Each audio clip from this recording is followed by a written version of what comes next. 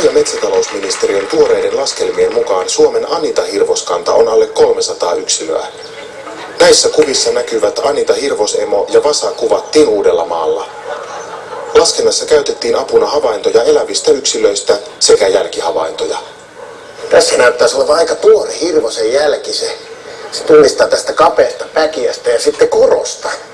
Että jos ajatellaan Danin jälkeen, niin Danin jälkihän on iso ja leveä. Alle 300 yksilön Anita-hirvoskantaa pidettiin ministeriössä sen verran heikkona, ettei tänä vuonna myönnetty yhtään Anita-hirvosen kaatolupaa.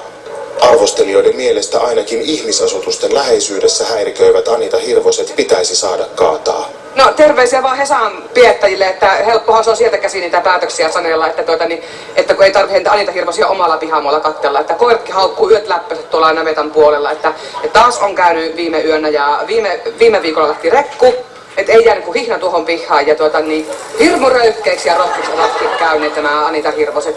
Trafin tilastojen mukaan Anita-hirvoskolarit ovat lisääntyneet viime vuosina. Erityisesti onnettomuuksia tapahtuu aamupäivisin, kun vesistään heräilevät Anita-hirvoset lähtevät etsimään aamupalaa.